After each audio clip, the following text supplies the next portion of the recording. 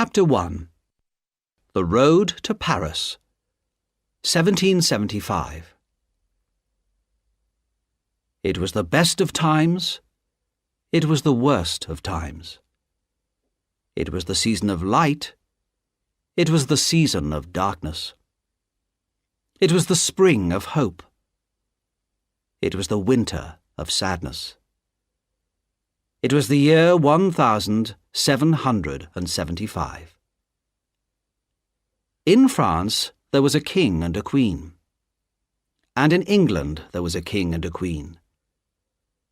They believed that nothing would ever change. But in France things were bad and getting worse. The people were poor, hungry, and unhappy.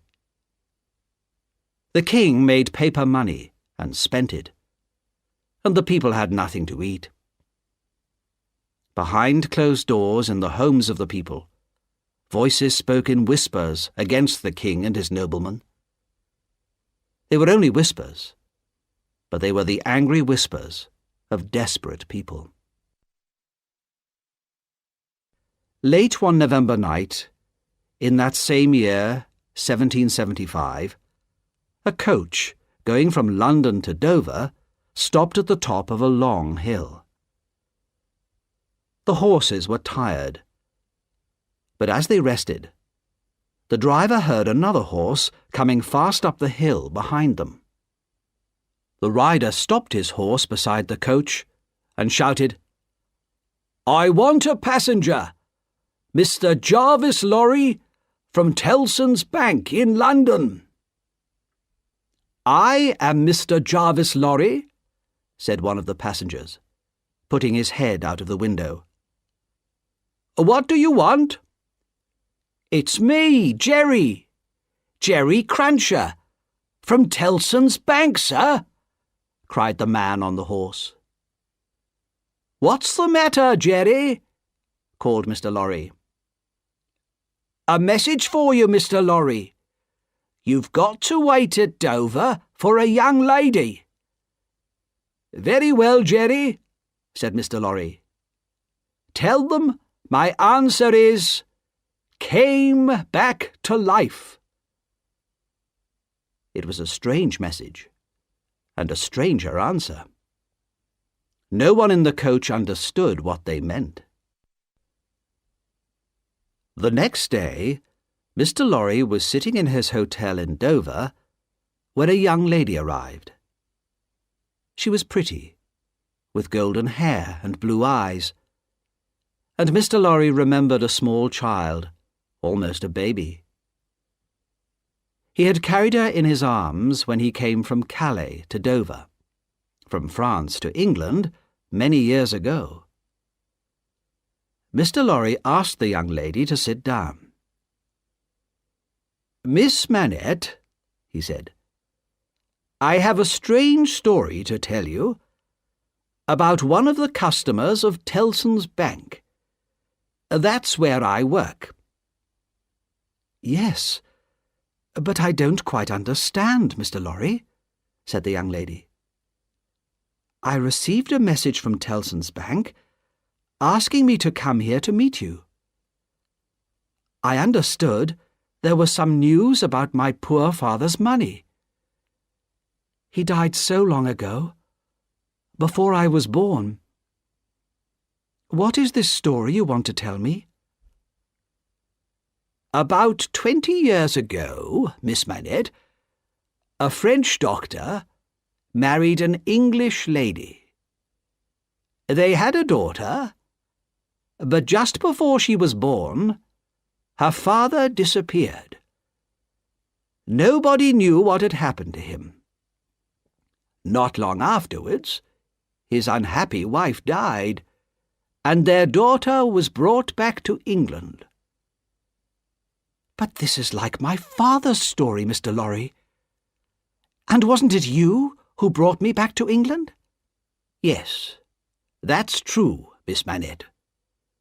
Many years ago, I brought you from France to England, and Tellson's Bank has taken care of you since then.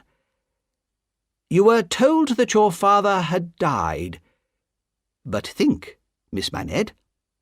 Perhaps your father wasn't dead. Perhaps he was in prison. Not because he had done something wrong, but just because he had a powerful enemy. An enemy with the power to send him to prison and to keep him there, hidden and forgotten, for 18 years. Can it be true? Is it possible that my father is still alive? Lucy Manette stared at Mr. Lorry. Her face was white, and her hands trembled. It will be his ghost, not him. No, Miss Manette, said Mr. Lorry gently. He is alive, but he has changed very much. Even his name had been forgotten. And we must ask no questions about the past, no questions at all. It would be too dangerous. He has been taken to the house of an old servant in Paris, and we are going there to bring him back to life. Chapter 2. A Wine Shop in Paris. In the part of Paris called Saint-Antoine, everyone was poor. The streets were narrow and dirty. The food shops were almost empty. The faces of the children looked old already because they were so hungry. In the wine shop of Monsieur Defarge, there were not many customers, and Defarge was outside talking to a man in the street. His wife, Madame Defarge, sat inside the shop, knitting and watching. Defarge came in, and his wife looked at him, then turned her eyes to look at two new customers, a man of about 60 and a young lady. Defarge went over to speak to them, suddenly kissed the young lady's hand, and led them out of the back of the shop. They followed him upstairs, many stairs, until they reached the top. Defarge took a key out of his pocket. "Why is the door locked?" asked Mr. Lorry in surprise. "He is a free man now." "Because he has lived too long behind a locked door," replied Defarge angrily. "He is afraid if the door is not locked.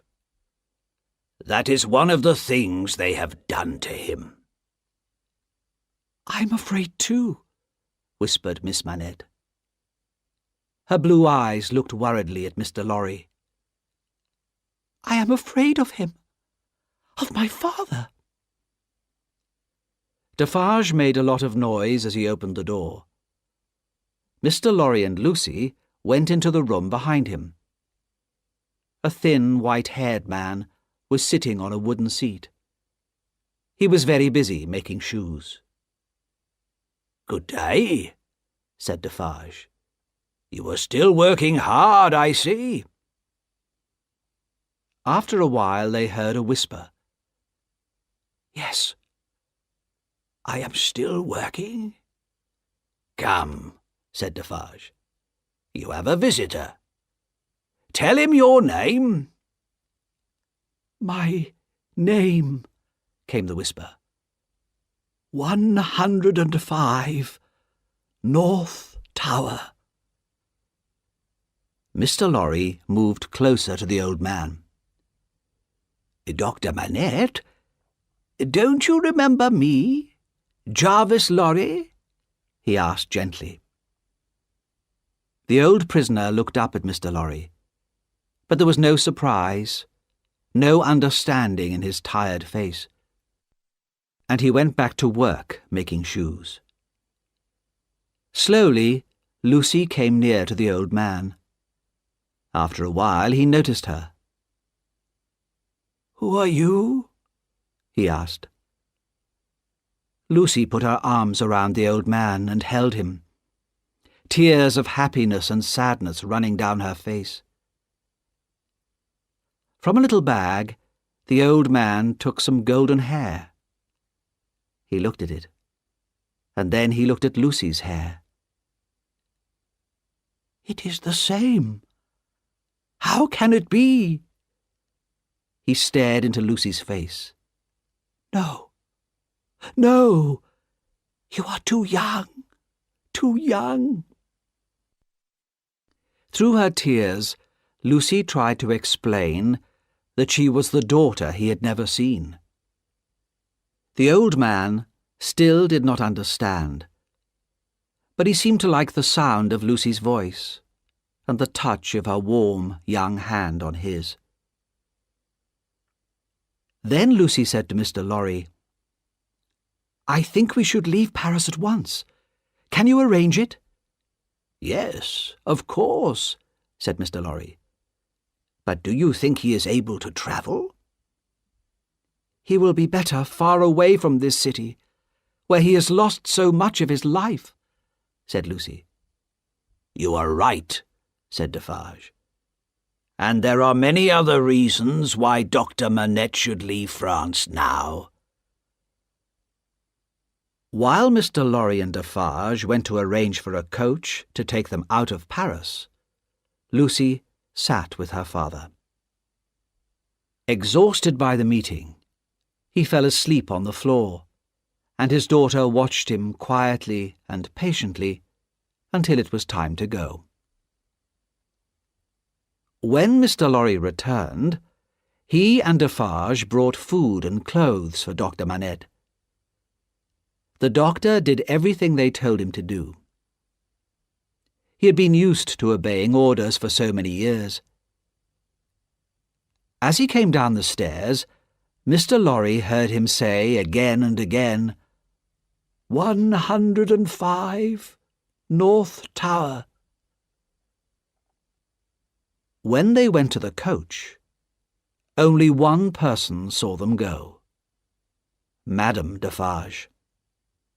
She stood in the doorway and knitted and watched, seeing everything and seeing nothing. Chapter 3. A Trial in London. 1780. Tellson's Bank in the City of London was an old, dark and ugly building. It smelt of dust and old papers, and the people who worked there all seemed old and dusty too. Outside the building sat Jerry Cruncher, who carried messages for people in the bank. One morning, in March 1780, Jerry had to go to the Old Bailey to collect an important message from Mr. Lorry. Trials at the Old Bailey were usually for very dangerous criminals, and the prisoner that morning was a young man of about 25, well-dressed and quite calm. "What's he done?" Jerry asked the doorman quietly. "He's a spy. A French spy," the doorman told him. "He travels from England to France and tells the French king secret information about our English army." "What'll happen if he's guilty?" asked Jerry. "Oh, he'll have to die. No question of that," replied the doorman enthusiastically. "They'll hang him." "What's his name?" "Darnay. Charles Darnay. Not an English name, is it?" While Jerry waited, he looked around at the crowd inside the Old Bailey and noticed a young lady of about 20 years and her father, a gentleman with very white hair. The young lady seemed very sad when she looked at the prisoner and held herself close to her father. Then the trial began, and the first person who spoke against Charles Darnay was called John Barsad. He was an honest man, he said, and proud to be an Englishman. Yes, he was, or had been, a friend of the prisoner's. And in the prisoner's pockets he had seen important plans and lists about the English armies. No, of course he had not put the lists there himself. And no, he was not a spy himself. He was not someone paid to make traps for innocent people. Next, the young lady spoke. She said that she had met the prisoner on the boat which had carried her and her father from France to England. "He was very good and kind to my father and to me," she said. "Was he travelling alone on the ship?" "No, he was with 2 French gentlemen." "Now, Miss Manette, did you see him show them any papers, or anything that looked like a list?" "No, I didn't see anything like that." Questions, questions, questions. The trial went on, and finally a small, red-haired man spoke. He told the judge that he had seen Mr. Darnay at a hotel in a town where there were many soldiers and ships. Then one of the lawyers, a man called Sidney Carton, wrote some words on a piece of paper and gave it to Mr. Stryver, the lawyer, who was speaking for Mr. Darnay. "Are you quite sure that the prisoner is the man you saw?" Mr. Stryver asked the red-haired man. "Quite sure," said the man. "Have you ever seen anyone like the prisoner?" asked Mr. Stryver. "I'd always be able to recognize him." The red-haired man was very confident. "Then I must ask you to look at the gentleman over there," said Mr. Stryver, pointing to Sidney Carton. "Don't you think that he is very like the prisoner?" Everyone in the court could see that Sidney Carton and Charles Darnay were indeed very similar. "Well then," said Mr. Stryver, "it is so easy to find a man like the prisoner that we can even find one in this room. So how can you be so sure that it was the prisoner you saw in that hotel?" And the red-haired man said not another word. The lawyers talked and argued, and when at last the trial came to an end, Jerry Cruncher had fallen asleep. But Mr. Lorry woke him up and gave him a piece of paper. "Not guilty" were the words written on it, and Jerry hurried back to Tellson's bank with the message. Sidney Carton seemed to be a man who did not care about anyone or anything. He was Mr. Stryver's assistant. In fact, he did most of the real work for Mr. Stryver.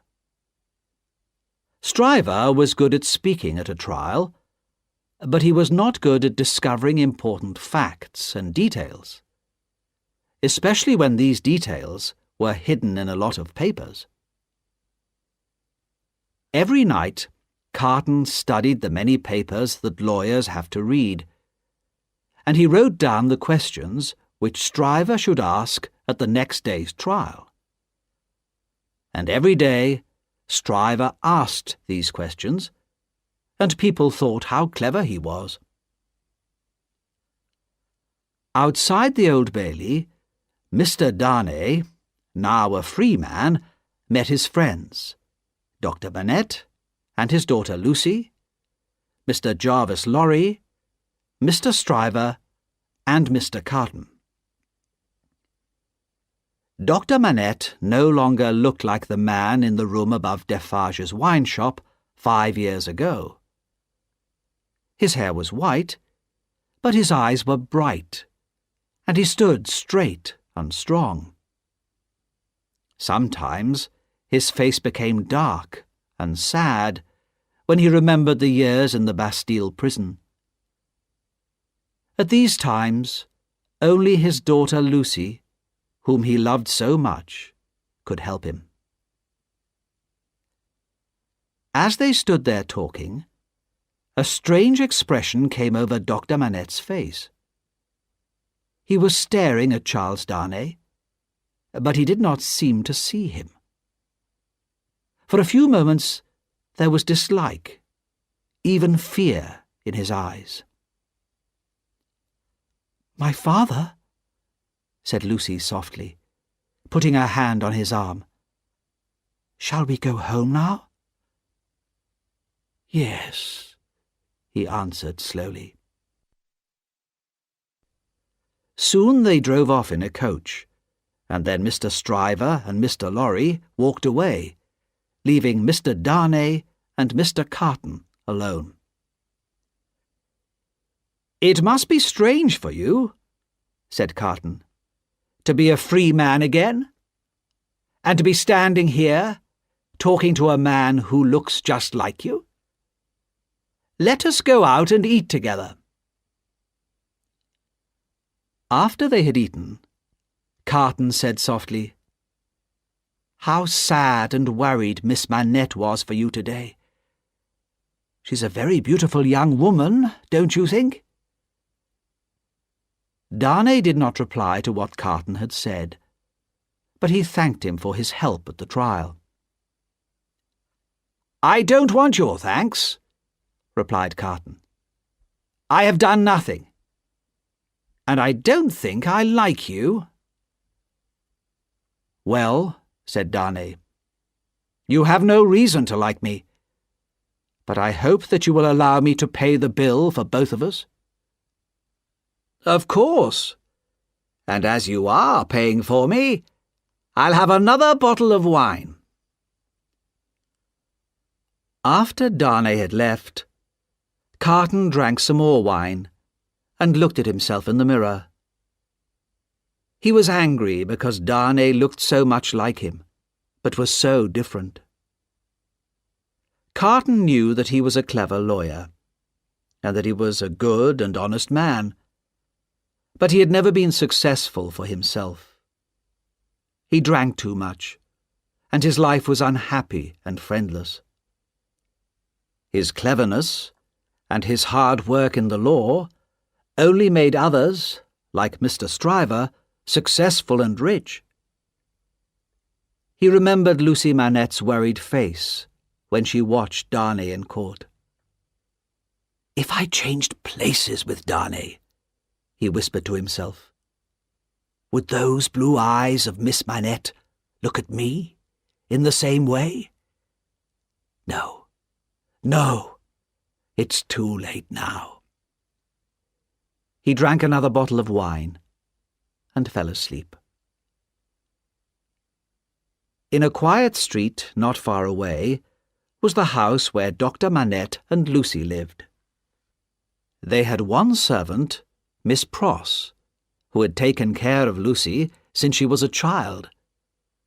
Miss Pross had red hair and a quick, sharp voice, and seemed at first sight a very alarming person.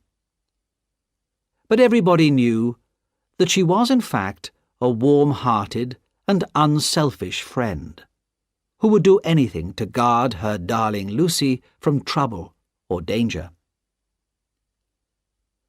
Dr. Manette was now well enough to work as a doctor, and he, Lucy, and Miss Pross led a quiet, comfortable life. Mr. Lorry, who had become a close family friend, came regularly to the house, and in the months after the trial, Mr. Darnay and Mr. Carton were also frequent visitors. This did not please Miss Pross at all, who always looked very cross when they came. "Nobody is good enough for my darling Lucy," she told Mr. Lorry one day, "and I don't like all these hundreds of visitors." Mr. Lorry had a very high opinion of Miss Pross, but he wasn't brave enough to argue that 2 visitors were not hundreds. Nobody argued with Miss Pross if they could avoid it. Chapter 4. The Marquis of Evremonde. The Marquis of Evremonde was a disappointed man. He had waited for hours at the palace of the King of France, but the king had not spoken to him. Angrily, the Marquis got into his coach and told the driver to take him home. Very soon the coach was driving fast out of Paris, and the people in the narrow streets had to run to get out of the way, if they could.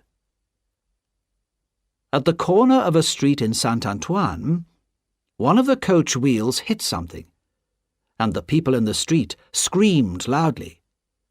The horses were frightened and stopped.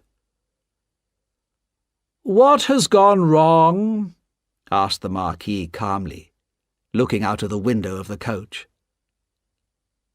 A tall man had picked something up from under the feet of the horses, and was crying loudly over it. "Why is that man making that terrible noise?" asked the Marquis impatiently. "I'm sorry, Monsieur the Marquis. It is his child," said one of the people. "Dead! Killed!" screamed the man.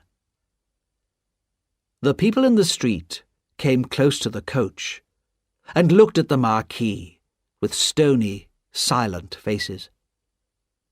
The Marquis looked back at them in bored dislike. To him, they were no more than animals. "I can't understand," he said coldly, "why you people cannot take care of yourselves and your children.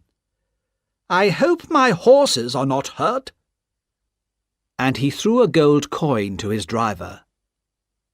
"Give this to that man." "Dead!" shouted the father of the child again. Another man came forward. "Be brave, Gaspard. Your child has died quickly, and without pain. It is better to die like that than to go on living in these terrible times." "You are a sensible man," said the Marquis from his coach. "What is your name?" "They call me Defarge." "This is for you," said the Marquis, and he threw Defarge another gold coin. "Drive on," he called to his driver. Just as the coach was leaving, a coin was thrown back in through the window. The Marquis looked angrily at the corner where Defarge had been standing. Defarge had gone. At the corner there now stood a large, dark-haired woman knitting. She stared long and hard at the face of the Marquis, but he did not look at her, and drove on. Later that day, as the sun was going down, the same coach stopped in a village near the Marquis's castle. Several villagers in poor, thin clothes, with thin, hungry faces, were standing in the village square. The Marquis looked at their faces, and then pointed to one of them. "Bring that man to me," he said to his driver.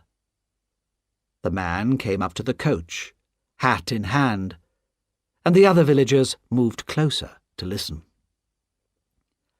"I passed you on the road just outside the village," said the Marquis. "You were looking at my coach in a very strange way. Why was that?" "Monsieur, I was looking at the man," came the reply. "What man?"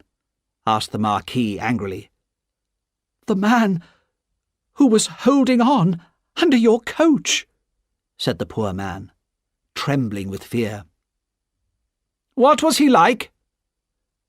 "Oh, monsieur, he was white from head to foot, all covered with dust, just like a ghost."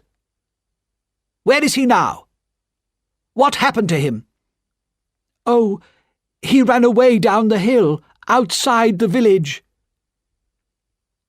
The Marquis turned to speak to another man. This was Monsieur Gabelle, the Marquis's official in the village. "Gabelle," the Marquis said, "watch out for this man. If he comes here, put him in prison." When the Marquis arrived at his castle, he asked if his nephew, Monsieur Charles, had arrived from England. "Not yet, sir," replied the servant. But as the Marquis was eating his dinner, he heard the sound of a coach outside. Soon his nephew entered the room. In England, he was known as Charles Dickens. "You've been away for a long time," said the Marquis, with his cold, polite smile. "I've had many problems in England. Perhaps because of you," Dickens said to his uncle. "I was in great danger." No, I had nothing to do with your problems," replied the Marquis coldly. "Unfortunately, our family no longer has the power that it once had. If it still had that power, one word from you would doubtless send me to prison," said Dickens. "Possibly. For the good of our family." "The name of our family is hated everywhere in France. We are hard, cruel landowners. Our miserable people own nothing. They work for us night and day, but they don't even have enough food for themselves and their children. If this land became mine, I would give it away and go and live somewhere else." "You seem to be very fond of England, although you are not a rich man there," said the Marquis. "I believe you know another Frenchman who has found a safe home there. A doctor, I believe." "Yes." "With a daughter?" "Yes, said the Marquis, with a secret smile on his face. "So, a new way of life begins. But you are tired. Good night, Charles. Sleep well. I shall see you in the morning." After his nephew had gone to bed, the Marquis went to his room. The castle was surrounded with darkness. In the villages nearby, the hungry people dreamt of a better life, with enough good food to eat, and time to rest from their work. Early in the morning, the dreamers awoke and started their day's hard work. The people in the castle did not get up until later, but when they did, why did the great bell start ringing? Why did people run out of the castle to the village as fast as they could? The answer lay in the bed of the Marquis. He lay there like stone, with a knife pushed into his heart. On his chest lay a piece of paper with the words, "Drive him fast to his grave. This is from Jacques." Chapter 5. Two Men Speak of Love. 12 months after the death of the Marquis in France, Charles Dickens had become a successful teacher of French in London. He had known, when he came to London, that he would have to work hard to earn his living, and he was successful. He was also in love.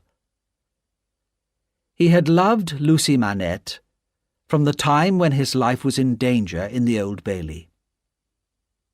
He had never heard a sound so sweet as her gentle voice. He had never seen a face so beautiful as hers. but he had never spoken to her about his love. The death of his uncle in France had become, over the 12 months, like a dream to him. But he had said nothing to Lucy of his feelings, nor of what had happened. He had good reason for this. But one day in the summer, he came to Dr. Manette's home in London. He knew that Lucy was out with Miss Pross, and he had decided to speak to her father. Dr. Manette was now strong in body and mind, and sad memories of his long years in prison did not come back to him often. When Darnay arrived, the doctor welcomed him warmly. "Dr. Manette," said Darnay, "I know that Lucy is out, but I have come here today to speak to you." There was a silence. "Do you want to speak to me about Lucy?" asked the doctor slowly. "Yes." "Dear Dr. Manette, I love your daughter dearly. If there was ever love in the world, I love Lucy." "I believe you," said Dr. Manette sadly. "It's very hard for me to speak of her at any time. But I believe you, Charles Darnay. Have you spoken to Lucy about your love?" "No, never." "I know how much your daughter means to you, Dr. Manette. Her love for you and your love for her, these are the greatest things in your life and in hers. I love Lucy. With all my heart I love her. But I do not want to come between you and her. The two of you will never be separated because of me." For a moment, Dr. Manette turned his head away, and his eyes were full of fear and pain. Then he looked back at Darnay and tried to smile. "You have spoken very honestly, Charles," he said. "Have you any reason to believe that Lucy loves you?" "None." "Then what do you want from me?" "A promise. A promise that if Lucy ever tells you that she loves me, you will not speak against me, and will tell her what I have said. I know that she would never accept me if she believed that it would make you unhappy." "I can promise you more than that, Charles. If Lucy ever tells me that she loves you, I shall give her to you." "Thank you, Dr. Manette," said Darnay gratefully. "There is one more thing. My name in England is not my real name. I want to tell you what my real name is, and why I am in England." "Stop!" said the doctor. He had even put his hands over his ears. "I don't want to know. Tell me when I ask you. If Lucy agrees to marry you, you shall tell me on the morning of your marriage."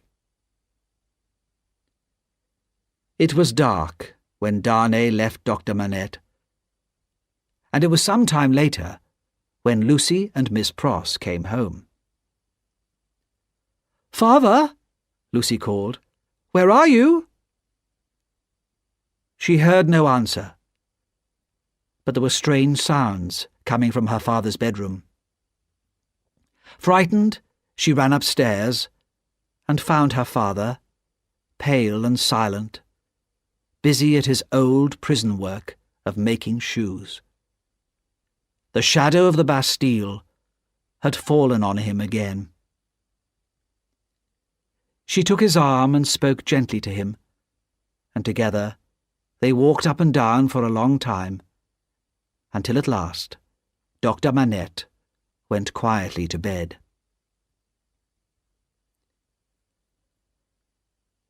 Although Mr. Carton visited Dr. Manette's house quite often, he usually said very little when he was there. One day in August, he arrived when Dr. Manette was out, and he was received by Lucy. She had always been a little shy with him, but on that day she noticed something different in his face. "Aren't you well, Mr. Carton?" she asked. "No, probably not, Miss Manette. But my way of life is not good for my health." "That seems sad," said Lucy gently. "Why do you not change your way of life?" "It's too late for that. I shall never be better than I am. But, Miss Manette, there is something that I want to say to you, but I find it so difficult. Will you listen to me?" "If it will help you, Mr. Carton, I will be happy to listen to you," said Lucy, but she was pale and trembling. "Miss Manette, I know that you could never have feelings of love for me, a man who has spent his life so badly." "Even without my love, Mr. Carton, can I not save you? Can I not help you?" "No, Miss Manette," said Carton. "Even if it was possible for you to love me, it is too late for me. I would only make you sad and destroy your life. But it has been a last dream of my heart to see you and your father together, to see the home that you have made for him. This has brought back old and happier memories for me."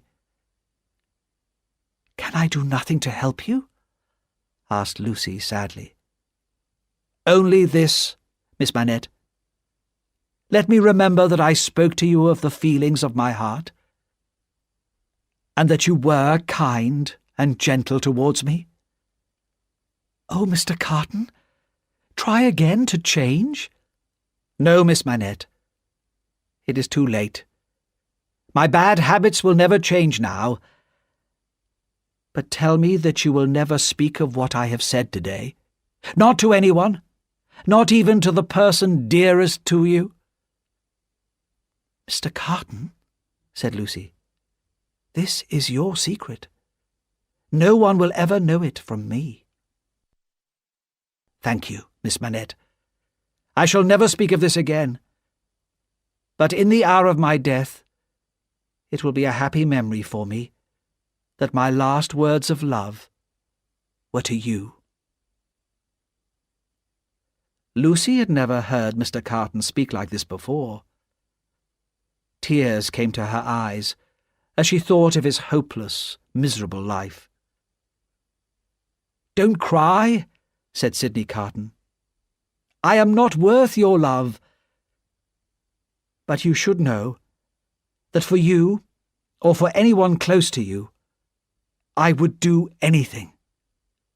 Please remember always that there is a man who would give his life to keep someone you love alive and close to you. Goodbye, Miss Manette." On the day of Lucy's marriage to Charles Darnay, Mr. Lorry and Miss Pross stood, with Lucy, outside the door of Dr. Manette's room. Inside, the doctor and Mr. Darnay had been talking together for a long time. Soon it would be time to leave for the church. Lucy looked very beautiful, and Mr. Lorry watched her proudly. He talked about the day, so long ago, when he had brought Lucy, as a baby in his arms, from France to England. Miss Pross, too, had her memories, and thought fondly of her brother, Solomon. He had stolen money from her many years ago, and she had never seen him since then, but she still loved him. The door of the doctor's room opened, and he came out with Charles Darnay. The doctor's face was white, but he was calm. He took his daughter's arm, and they went out to the waiting coach. The others followed in a second coach, and soon, in a nearby church, Lucy Manette and Charles Darnay were married. After the marriage, Lucy and Charles came back to the house for breakfast, and then Lucy had to say goodbye to her father for 2 weeks, the first time they had not been together since his return from Paris. When Lucy and Charles had left, Mr. Lorry noticed a change in the doctor. A little sadness was natural, but there was a lost, frightened look in the doctor's eyes, which worried Mr. Lorry very much. When he left to go to Tellson's Bank, he whispered to Miss Pross that he would return as quickly as he could. 2 hours later, he hurried back to the house, and Miss Pross met him at the door. "Oh, what shall we do, Mr. Lorry?" she cried. "He doesn't know me, and is making shoes again." Mr. Lorry went up to the doctor's room. "Dr. Manette, my dear friend, look at me. Don't you remember me?" But Dr. Manette said nothing, and worked on in silence.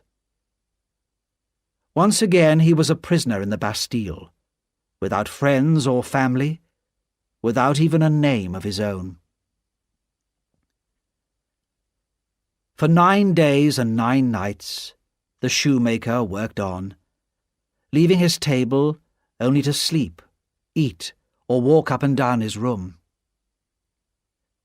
Mr. Lorry sat with him night and day, talking gently to him from time to time, trying to bring his friend's mind back to the present. Then, at last, on the 10th morning, the shoemaking work was put away, and Dr. Alexandre Manette, pale but calm, was his old self again. Lucy was never told, and in the quiet and happy years that followed her marriage, Dr. Manette remained strong in mind and body. Chapter 6. Stormy Years in France. In Monsieur Defarge's wine shop in Saint-Antoine, customers came and went all the time. They came to drink the thin, rough wine, but more often they came to listen and to talk and to wait for news. One day there were more customers than usual. Defarge had been away for 3 days, and when he returned that morning, he brought a stranger with him, a man who repaired roads. "Madam," Defarge said to his wife, "this man, who is called Jacques, has walked a long way with me." One customer got up and went out. "This mender of roads," continued Defarge, "who is called Jacques, is a good man. Give him something to drink." A second man got up and went out. The man who repaired roads sat down and drank. A third man got up and went out. "Have you finished, my friend?" said Defarge. "Then come and see the room I promised you." They went upstairs to the room where Dr. Manette had sat making shoes. The 3 men who had left the wine shop were waiting. Defarge spoke to them. "No names. You are Jacques 1, Jacques 2, and Jacques 3. I am Jacques 4. This is Jacques 5. He brings us news of our poor friend Gaspard, whose child was killed by the marquis's coach a year ago." "I first saw Gaspard," said Jacques 5, "holding on under the marquis's coach as it drove into our village. he ran away. But that night, the marquis was murdered. Gaspard disappeared and was only caught a few weeks ago. The soldiers brought him into the village and hanged him. And they have left his body hanging in the village square, where the women go to fetch water and our children play. When Ch.5 had left them, Ch.1 said to his friends, "What do you say? Shall we put their names on the list?" "Yes, all of them. The castle and all of the family of Evremonde." "Is the list safe?" asked Ch.2. "Yes, my friend," said Defarge. "My wife remembers everything. But more than that, every name is carefully knitted into her work. Nothing can be forgotten." A few days later, Defarge reported to his wife some news from his friend, Jacques, in the police. "A new spy has been sent to Saint-Antoine. His name is Barsad. John Barsad. He's English." "What does he look like? Do we know?" "He's about 40 years old, quite tall, black hair, thin face," said Defarge. "Good," said his wife. "I'll put him on the list tomorrow." "But you seem tired tonight, and sad." "Well," said Defarge, "it is a long time." "It takes time to prepare for change. The crimes against the people of France cannot be revenged in a day." "But we may not live to see the end." "Even if that happens," replied Madame Defarge, "we shall help it to come. But I believe that we shall see the day of our revenge against these hated noblemen." The next day, a stranger came into the wine shop. At once, Madame Defarge picked up a rose from the table and put it in her hair. As soon as they saw this, the customers stopped talking, and one by one, without hurrying, left the wine shop. "Good day, madame," said the stranger. "Good day, monsieur," said Madame Defarge. But to herself she said, "About 40 years old, tall, black hair, thin face. Yes, I know who you are, Mr. John Barsad." "Is business good?" asked the stranger. "Business is bad. The people are so poor." Madame Defarge looked over to the door. "Ah, here is my husband." "Good day, Jacques," said the spy. "You're wrong," said Defarge, staring at him. "That's not my name. I am Ernest Defarge." "It's all the same," said the spy easily. "I remember something about you, Monsieur Defarge. You took care of Dr. Manette when he came out of the Bastille." "That's true," said Defarge. "Have you heard much from Dr. Manette and his daughter? They're in England now." "No, not for a long time." "She was married recently. Not to an Englishman, but to a Frenchman. It's quite interesting when you remember poor Gaspard. Miss Manette has married the nephew of the marquis that Gaspard killed. Her new husband is really the new marquis, but he prefers to live unknown in England. He's not a marquis there, just Mr. Charles Dickens." Monsieur Defarge was not happy at this news. When the spy had gone, he said to his wife, "Can it be true? If it is, I hope that Miss Manette keeps her husband away from France." "Who knows what will happen?" replied Madame Defarge. "I only know that the name of Evremonde is in my list, and for good reason." She went on calmly knitting, adding name after name to her list of the enemies of the people. Time passed, and Madame Defarge still knitted. The women of Saint-Antoine also knitted, and the thin, hungry faces of Jacques and his brothers became darker and angrier. The noise of the coming storm in Paris was growing louder. It began one summer day in the streets of Saint-Antoine, around Defarge's wine shop, with a great crowd of people. A crowd who carried guns, knives, sticks, even stones, anything that could be a weapon.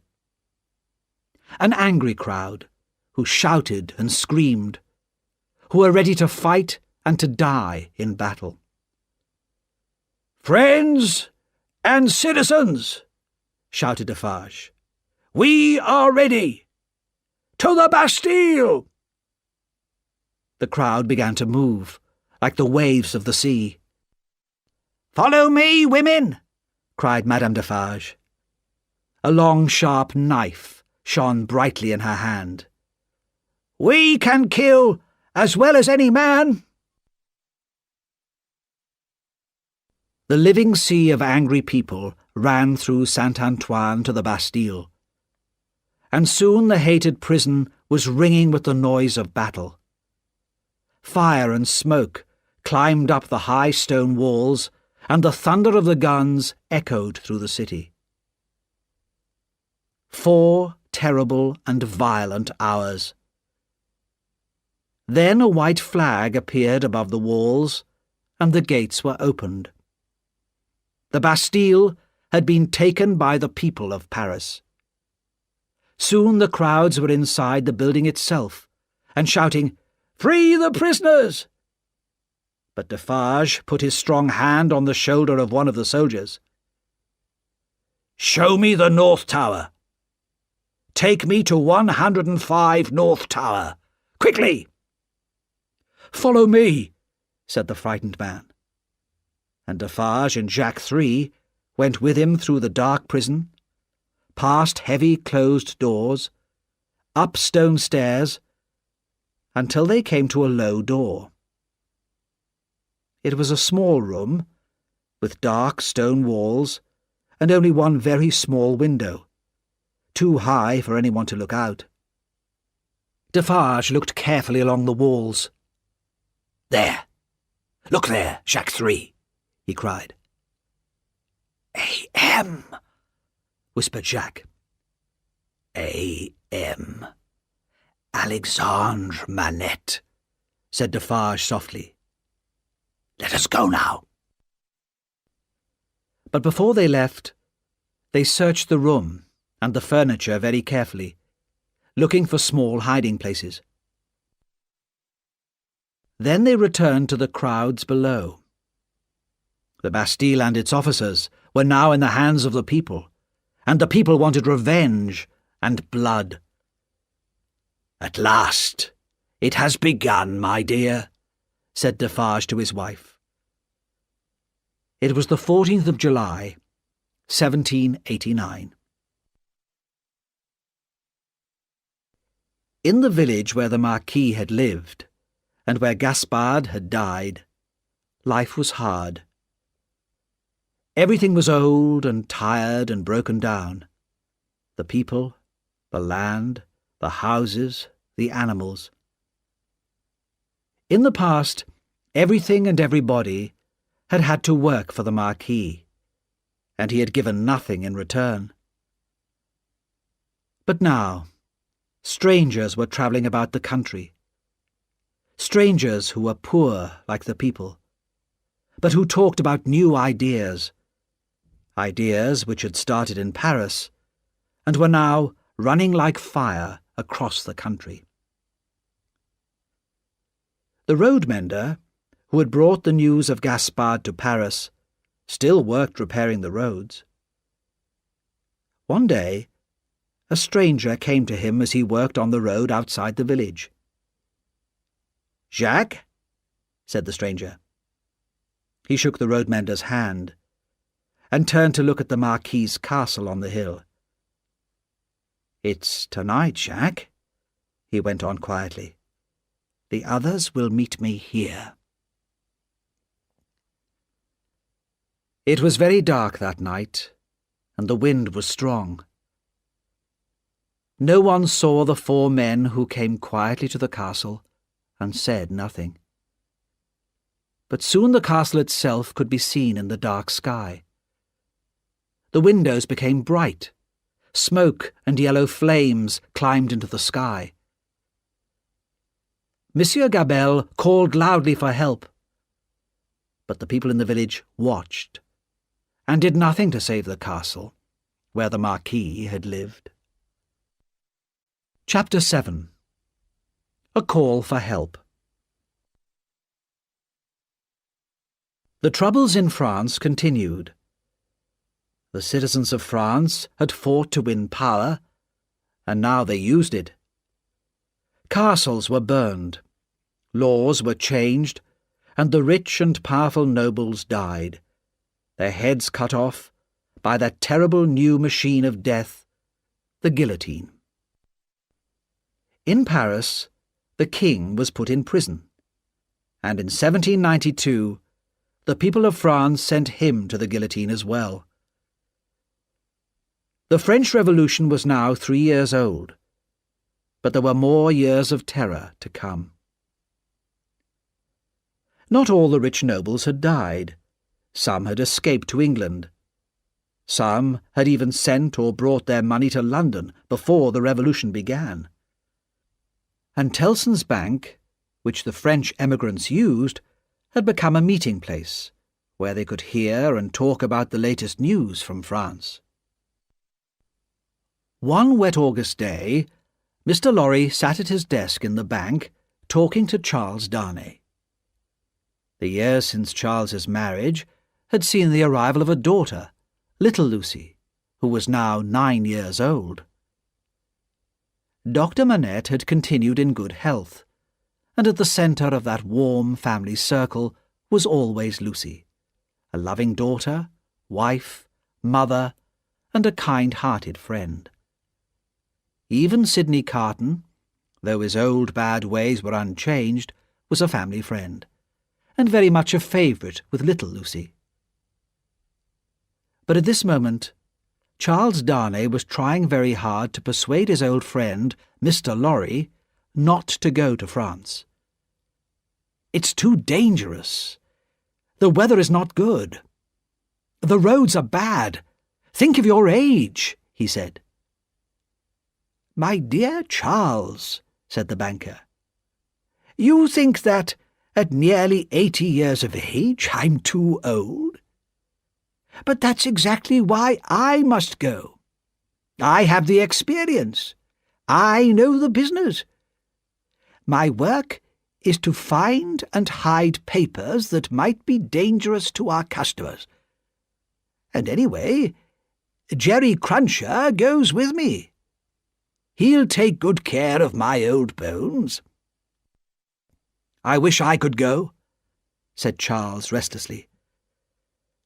"I feel sorry for the people in France, and perhaps I could help them. Only last night, when I was talking to Lucy—" "Talking to Lucy," repeated Mr. Lorry. "You talk about your lovely wife at the same time as you talk about going to France? You must not go. Your life is here, with your family." "Well, I'm not going to France, but you are, and I'm worried about you." Just at that moment, A bank clerk put an old, unopened letter on Mr. Lorry's desk, and Darnay happened to see the name on it. The Marquis of Evremonde, at Tellson's Bank, London. Since his uncle's death, this was Darnay's real name. On the morning of his wedding to Lucy, he had told Dr. Manette, but the doctor had made him promise to keep his name secret. Not even Lucy or Mr. Lorry knew. "We can't find this Marquis," said the clerk. "I know where to find him," said Darnay. "Shall I take the letter?" "That would be very kind," said Mr. Lorry. As soon as he had left the bank, Darnay opened the letter. It was from Monsieur Gabelle, who had been arrested and taken to Paris. "Monsieur wants the Marquis. I am in prison, and I may lose my life because I worked for a landowner who has left France. You told me to work for the people, and not against them, and I have done this. But no one believes me. They say only that I worked for an emigrant, and where is that emigrant? Oh, monsieur, please help me, I beg you." This cry for help made Darnay very unhappy. After the death of the Marquis, he had told Gabelle to do his best for the people. But now Gabelle was in prison, just because he was employed by a nobleman. It was clear to Darnay that he must go to Paris. He did not think that he would be in danger, as he had done everything he could to help the people of his village. He hoped that he would be able to save his old servant.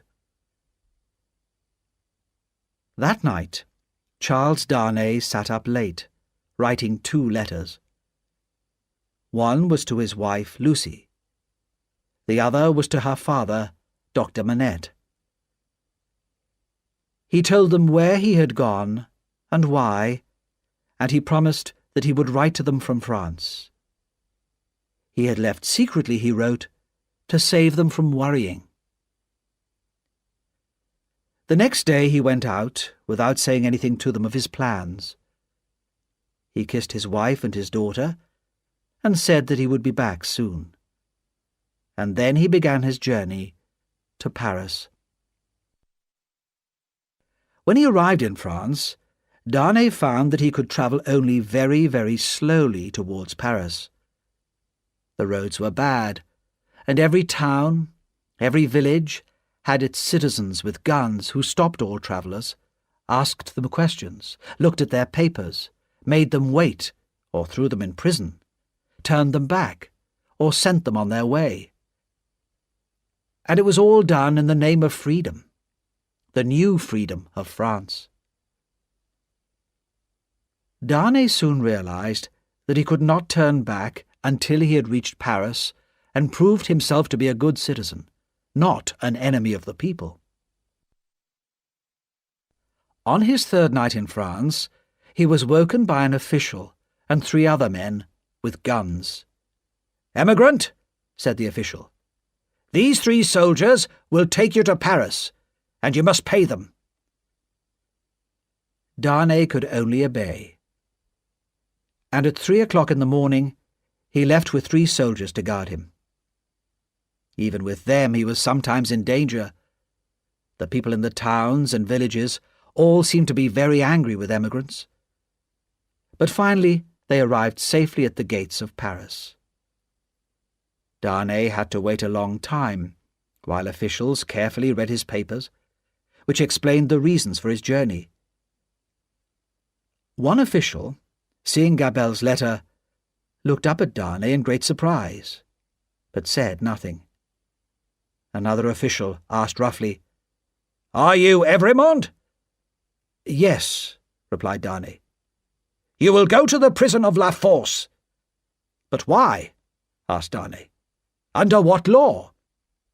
"We have new laws, Evremonde," said the official sharply, "and emigrants have no rights. You will be held in secret. Take him away."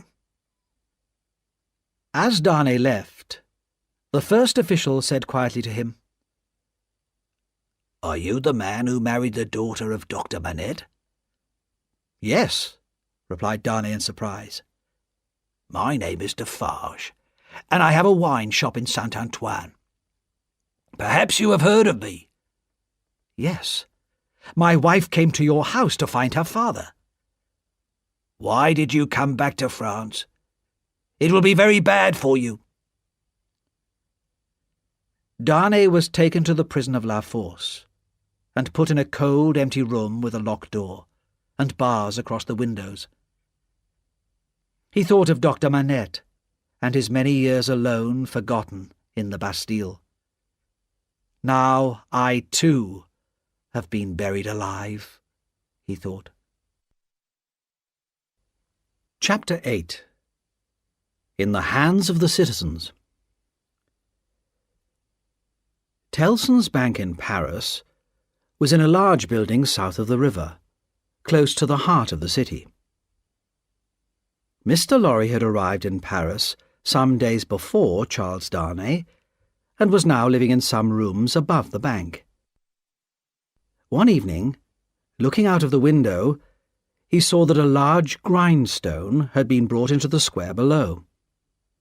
There was a wild, shouting crowd around it, busy sharpening their knives and swords and axes, which were already red with blood.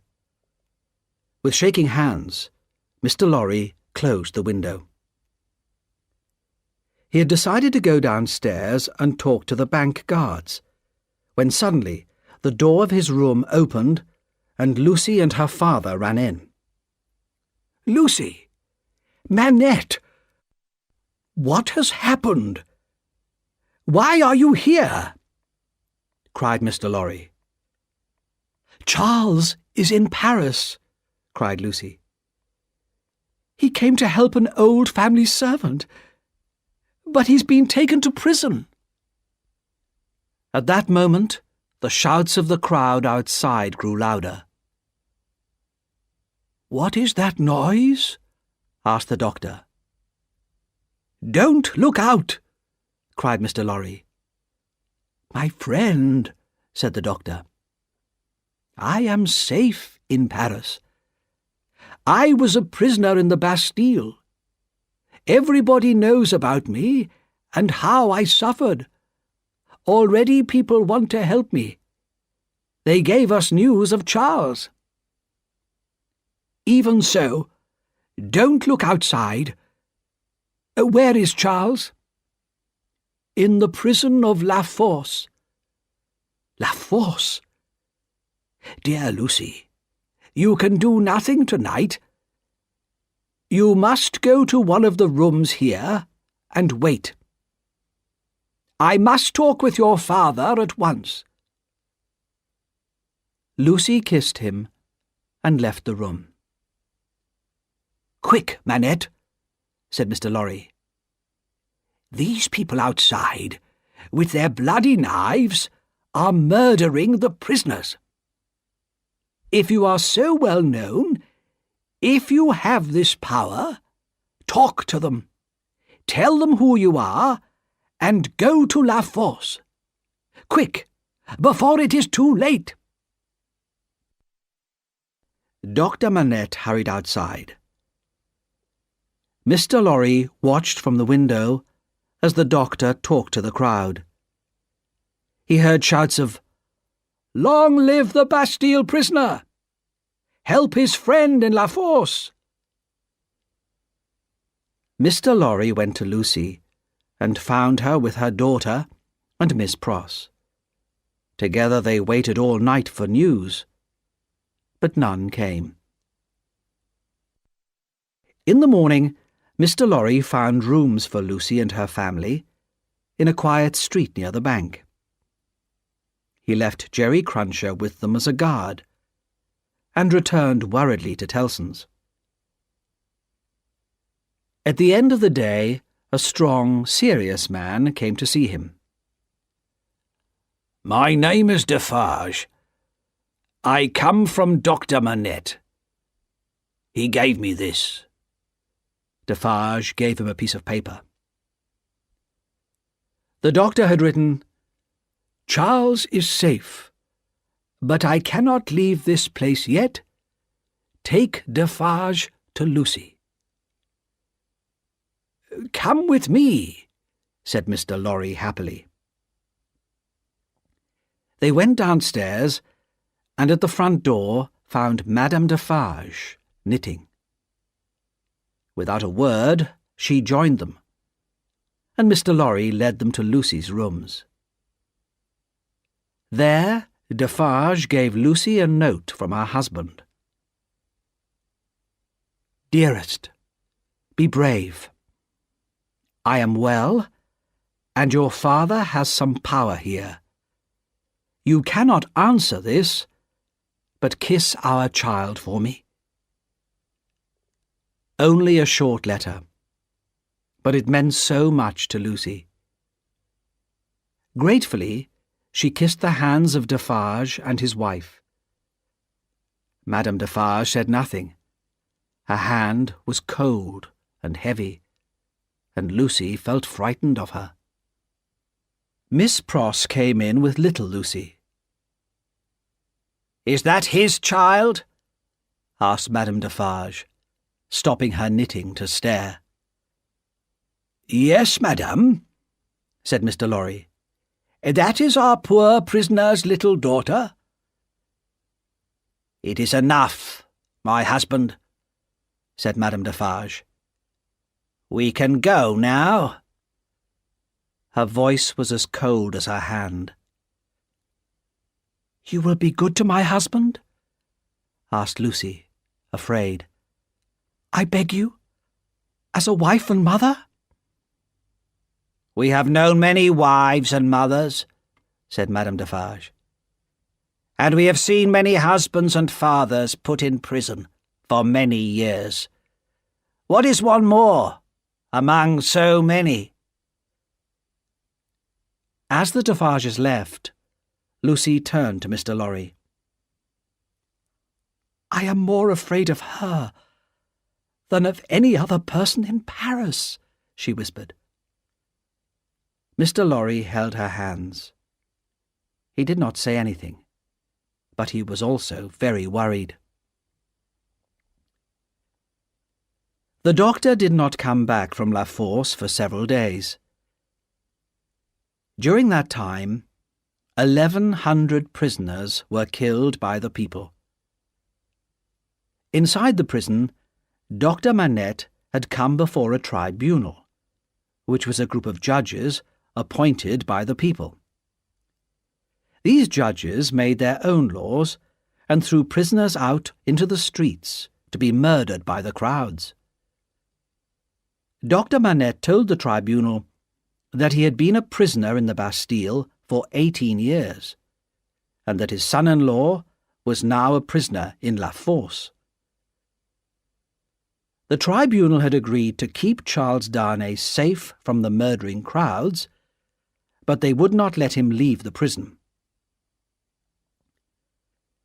Dr. Manette seemed to become stronger as he lived through these terrible days, doing everything he could to save his daughter's husband. He was able to see Darnay regularly, but noblemen and emigrants were hated by the citizens of New France, and the doctor could not set Darnay free. The guillotine, that new machine of death, cut off the heads of many, many people, the powerful and the cruel, but also the beautiful, the innocent, and the good. Each day, Lucy did not know if her husband would live or die. She lived every moment in great fear. But her father was sure that he could save his son-in-law. 1 year and 3 months passed, and Darnay was still in prison. Dr. Manette now had an official job as doctor to 3 prisons, and was able to visit Darnay regularly. He became more and more loved by the rough people of the Revolution, But the guillotine continued to kill. "Try not to worry," he told Lucy. "Nothing can happen to Charles. I know that I can save him." But Lucy could not see him or visit him. She could not even write to him. On the day when Charles Darnay was at last called for his trial, Lucy and Dr. Manette hurried to Tellson's Bank to tell Mr. Lorry. As they arrived, a man got up and disappeared into another room. They did not see who it was, but in fact it was Sidney Carton, just arrived from London. There were 5 judges in the tribunal, and the trials were short and simple. The voices of truth, honesty, and calm reason were never heard at these trials, and most of the prisoners were sent to the guillotine, which pleased the noisy crowds. 15 prisoners were called before Darnay that day, and in no more than an hour and a half, all of them had been condemned to death. "Charles Evremonde, who is called Darnay." As Darnay walked in front of the judges, he tried to remember the careful advice that Dr. Manette had given him. "Charles Evremonde, you are an emigrant. All emigrants must die. That is the new law of France." "Kill him!" shouted the people. "Cut off his head! He's an enemy of the people!" The president of the judges asked Darnay, "Is it true that you lived many years in England?" "Yes, that is true," replied Darnay. "So you are an emigrant, surely?" "No, not in the meaning of the law," replied Darnay. "I earn my own living in England. I have never wanted or used the name of marquis, and I did not want to live by the work of the poor people of France. So I went to live and work in England, long before the Revolution." "And did you marry in England?" "Yes. I married a Frenchwoman, the daughter of Dr. Manette, a prisoner of the Bastille, and a well-known friend of all good citizens." These words had a happy effect on the crowd. Those who had shouted for his death now shouted for his life. Then Monsieur Gabelle and Dr. Manette spoke for Charles Darnay. The doctor spoke well and clearly, and was very popular with the crowd. When he had finished, the judges decided that the prisoner should be set free, and the crowd shouted their agreement loudly. Soon they were carrying Darnay in a chair through the streets of Paris to Dr. Manette's house. Lucy was waiting there, and when she ran out and fell into the arms of her husband, the men and women in the crowd kissed one another and danced for happiness. Darnay and Lucy were together again, safe and happy. "I told you that I would save him," said Lucy's father proudly. "Well, I have saved him. And you must not worry now." But Lucy was still worried.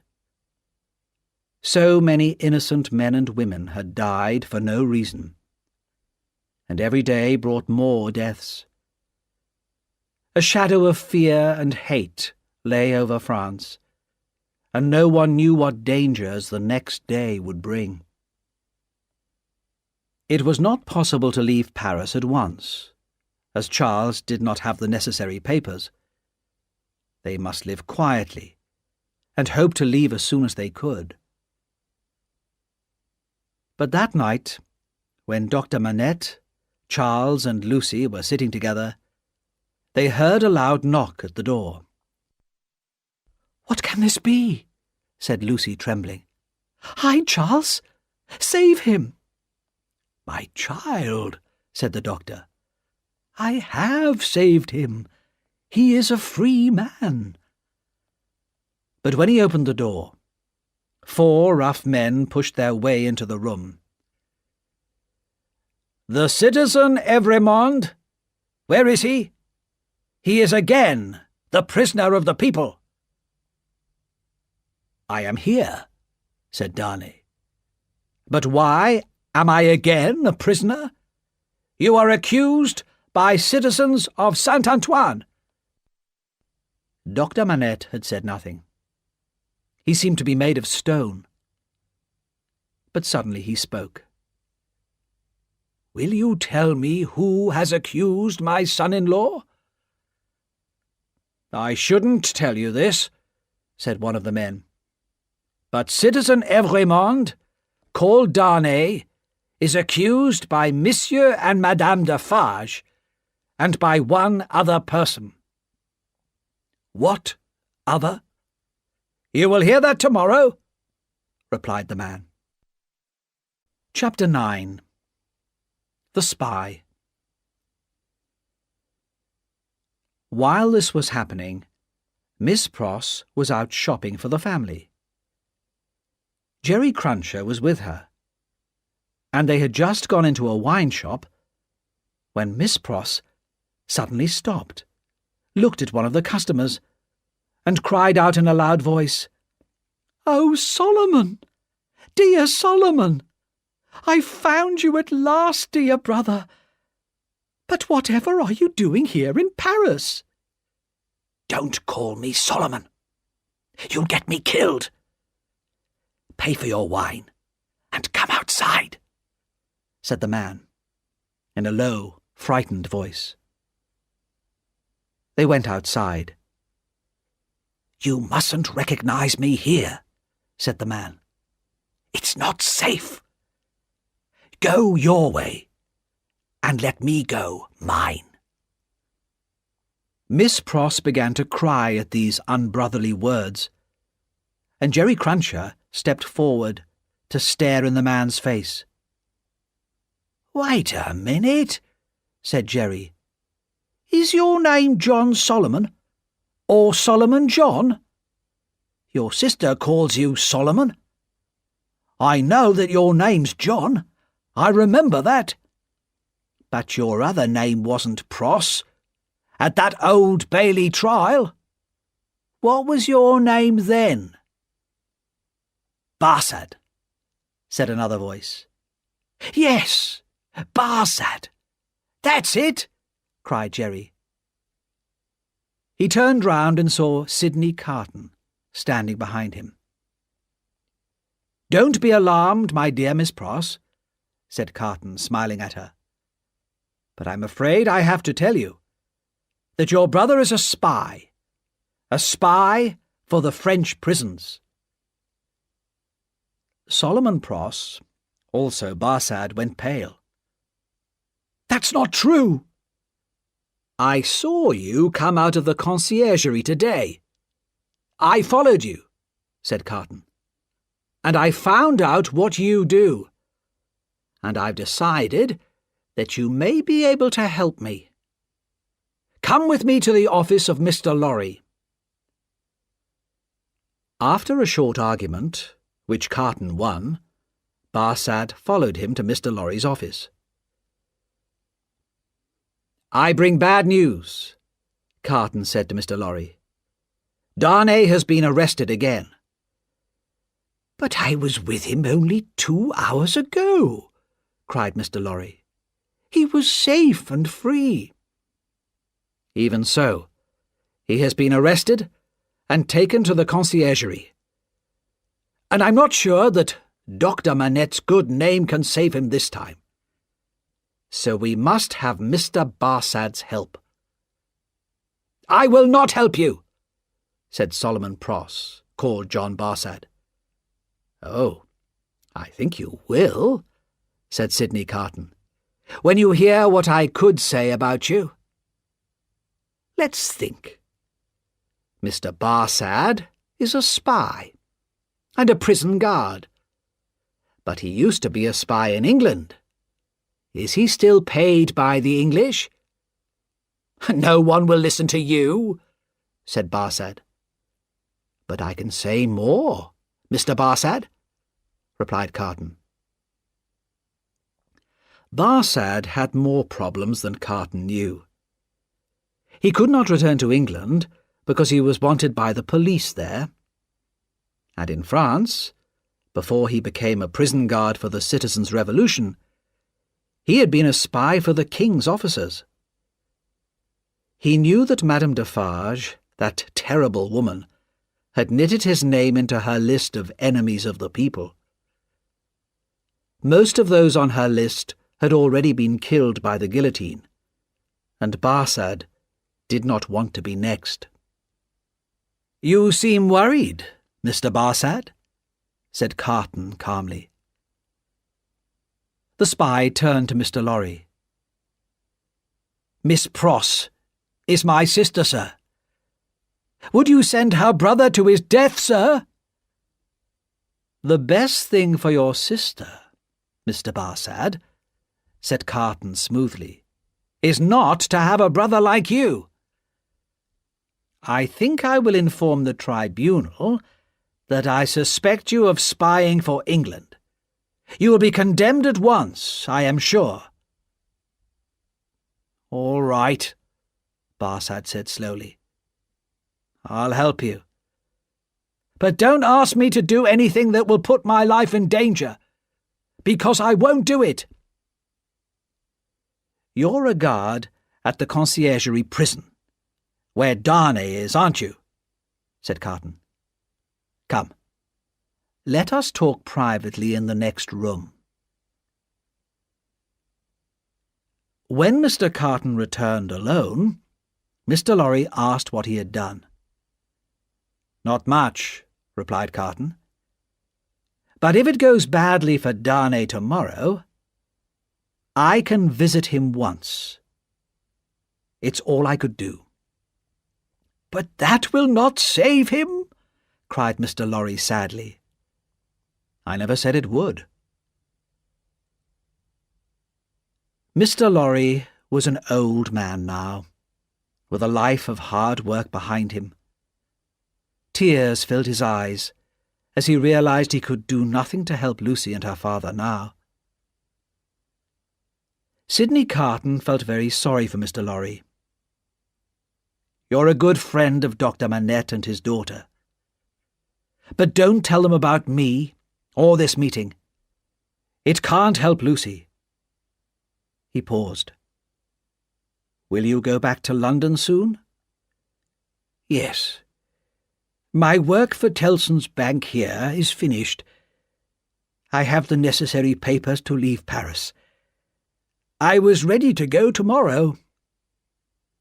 "Then don't change your plans," said Carton, very seriously. Later that night, Sidney Carton visited a shop in a quiet corner of Paris. He wrote on a piece of paper the names of several powders and gave it to the shopkeeper. "For you, citizen?" asked the shopkeeper. "Yes, for me." "You must be careful, citizen. Keep these things separate. You know what happens if you put them together." "Perfectly," replied Carton. He spent the rest of that night walking the streets of Paris. He watched the moon rise in the sky.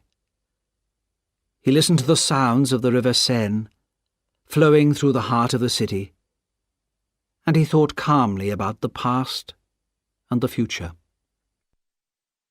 He thought about all the deaths that the city had already seen, and he thought about Lucy's gentle, loving face and her sad, sad eyes.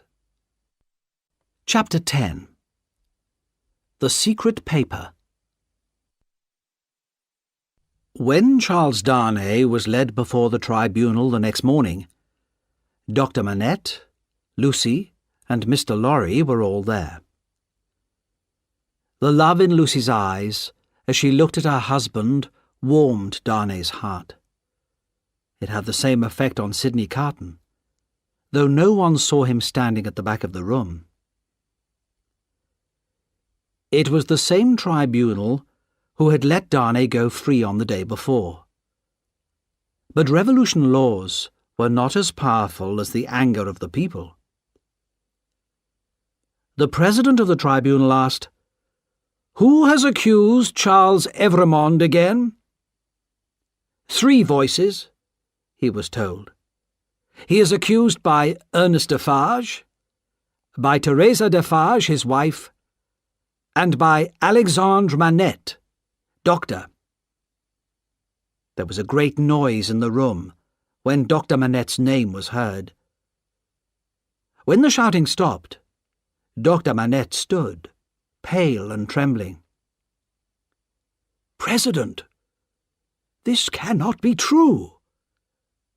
You know that the man who is accused, Charles Darnay, is my daughter's husband. My daughter, and those who are dear to her, are far more important to me than my life. Where is the liar who says that I accuse my daughter's husband?" "Citizen Manette," said the president, "be calm. Nothing can be more important to a good citizen than the freedom of France." Defarge came forward to answer questions. He told how he had been at the Bastille at the beginning of the Revolution, when that hated prison had been taken by the citizens. "I knew that Dr. Manette had been kept in a room known as 105 North Tower. It was the only name he had when he came to me in 1775. I went to the room, and hidden in a hole, I found a written paper. It is in Dr. Manette's writing." "Read it to us," said the president. And the crowd fell silent and listened. "I, Alexandre Manette, write this in the Bastille in 1767. I have been here for 10 long years, and I write this in my secret moments when I can. One evening, in December 1757, I was walking by the river Seine, and a coach stopped beside me. 2 men got out, and one asked me if I was Dr. Manette. When I replied that I was, they asked me to go with them, and made it clear that I could not refuse. The coach left Paris and stopped at a lonely house. I could hear cries coming from a room upstairs. When I went in, I saw a young woman lying on a bed. She was young and very beautiful. She was also very ill. She kept crying out, 'My husband, my father, and my brother.' Then she listened for a moment and began once again, 'My husband, my father, and my brother.' I gave the girl something to make her calmer, but her feverish screams continued. Then I turned to question the 2 men. They were clearly brothers, and their clothes and voices suggested that they were noblemen, but they took care to prevent me from learning their name. Before I could speak, the older brother said carelessly, 'There is another patient.' In a different room, they showed me a boy of about 17. There was a sword wound in his chest, and I could see at once that he was dying. How did this happen? I asked. He's just a crazy young peasant. He came here shouting about revenge and made my brother fight him. The older brother's voice was cold and hard. He seemed to think the boy was less important than a horse or a dog. The boy's eyes looked at me. Have you seen her? My sister? It was hard for him to speak. I have seen her, I replied. These rich nobles are cruel to us, Doctor. They destroy our land. They take our food. They steal our sisters. My sister loved a man in our village. He was sick, but she married him to take care of him. But my sister is beautiful, and that nobleman's brother saw her and wanted her. They made her husband work night and day without stopping, until he dropped dead where he stood. Then they took my sister away. When my father heard what had happened, the news was too much for his poor heart, and he died suddenly. I took my younger sister to a place where she is safe, and came here to find this man. He threw some money at me, tried to buy me like a dog, but I made him pull his sword and fight me to save his life. The boy's life was going fast, but he cried, "Lift me, Doctor." He turned his face towards the older brother. "Marquis," he said loudly, "I call for you and your brother and all your family, now and in the future, to pay for what you have done." Then he fell back, dead. The young woman's fever continued, but I could not save her. She lived for several more days, and once the Marquis said to me, "How long these peasants take to die." When she was dead, the brothers warned me to keep silent. They offered me money, but I refused it, and was taken back to my home. The next day I decided to write to the king's officials. I knew that nobles who did unlawful things were usually not punished, and I expected that nothing would happen. But I did not realize the danger for myself. Just as I had finished writing my letter, a lady came to see me. She said she was the wife of the Marquis of Evremonde, and she had discovered what her husband and his brother had done. She wanted to help the younger sister of the girl who had died, and asked me where she could find her. Sadly, I did not know, and so could not tell her. But that was how I learnt the brother's name. The wife of the Marquis was a good, kind woman, deeply unhappy in her marriage. She had brought her son with her, a boy about 3 years old. "If I cannot find this poor girl," she said, "I shall tell my son to continue the search after my death. You will remember that, little Charles, won't you?" The child answered, "Yes." Later that day, I sent my letter to the king's officials, and that night there was a knock at my door. My servant, a boy called Ch.8 Defarge, brought in a stranger who asked me to come at once to visit a sick man in the next street. As soon as I was outside the house, several men took hold of me violently The Evremonde brothers came out of the darkness, and the marquis took my letter out of his pocket, showed it to me, and burned it. Not a word was spoken. Then I was brought here to this prison, my living grave. I have been here for 10 long years. I do not know if my dear wife is alive or dead. These brothers have sent me no news of my family. There is no goodness in their cruel hearts.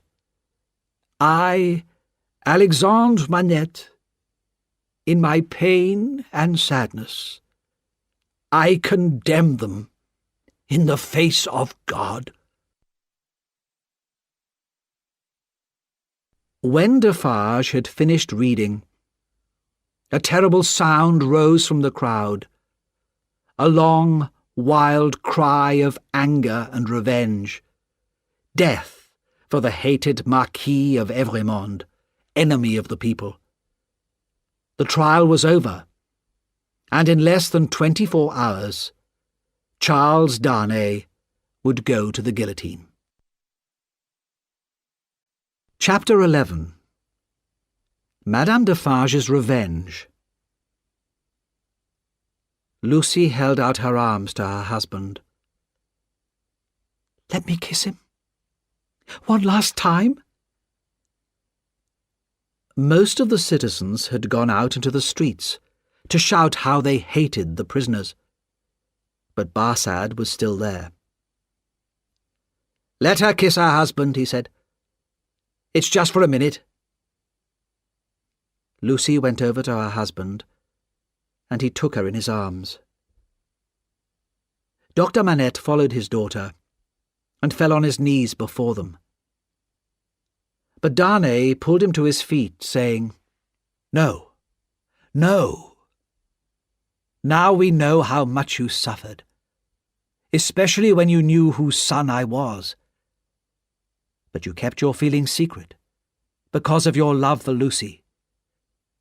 We thank you, with all our hearts, for what you did. I tried so hard to do what my mother had wished, but I never found that poor girl. And how could that terrible story ever have a happy ending?" He turned to his wife. "My dearest love, we shall meet again, in the place where there are no worries. God be with you both." As Darnay was taken away, Lucy fell to the floor unconscious. Sidney Carton came quickly forward to help Mr. Lorry and Dr. Manette. He carried Lucy to her coach, and she was taken home. Then he carried her into the house, where her daughter and Miss Pross waited, tears falling from their eyes. "Before I go," said Sidney Carton, "may I kiss her?" He touched Lucy's face lightly with his lips, whispered a few words, and went into the next room. "You are still very popular with the citizens, Doctor. You must try again to talk to the judges." "I'll do everything I can. Everything," Dr. Manette said. Mr. Lorry went with Carton to the door. "I have no hope," whispered Mr. Lorry sadly. "Nor have I," replied Carton. "After today, no judge in Paris would even try to save him. The people would be too angry. I will return here later to see if there is any news, but there is no real hope." He left the house and began to walk quickly towards Saint-Antoine. His face was calm and serious. He looked like a man who had decided to do something. "I must show myself to the people here," he thought. "They should know that there is a man like me in the city." In Defarge's wine shop, The only customer was Ch.3, who had been on the tribunal that had decided Darnay should die. When Carton sat down and asked for a glass of wine, Madame Defarge looked at him carelessly at first, then much more carefully. She went back to her husband and Ch.3, who were talking. "He is very much like Evremonde," she said softly.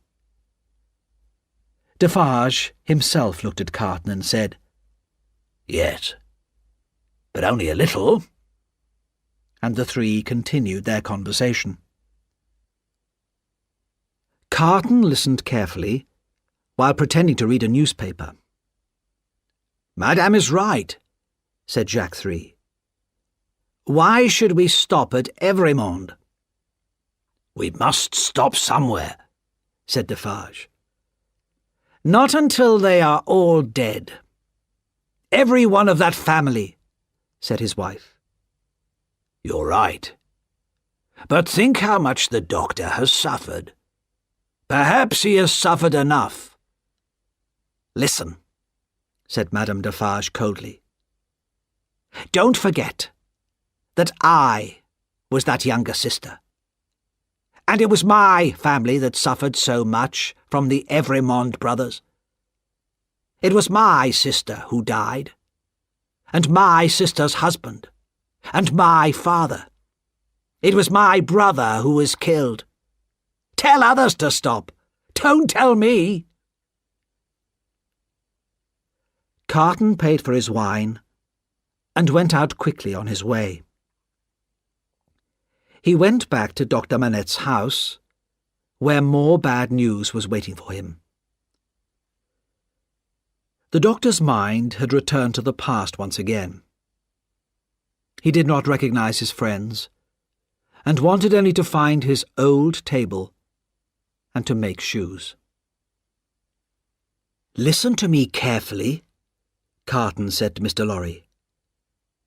"I believe that Lucy, her daughter, and perhaps even her father, are in great danger. I heard Madame Defarge talking about them tonight. They must leave Paris tomorrow. They have the necessary papers, and so do you. Here are mine. Take them, and keep them safe with your own. You must leave by coach at 2 o'clock tomorrow. Keep a place for me in the coach, and don't leave without me. Promise that you will do exactly what I have said. Many lives will depend on it."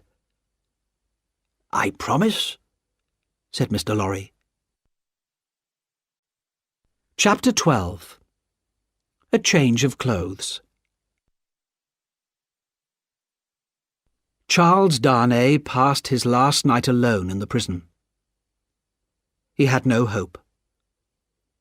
He knew he must die, not for anything he had done wrong, but for the crimes of his father and his uncle. He sat down to write to his wife. "I knew nothing about the time your father spent in prison until he told me.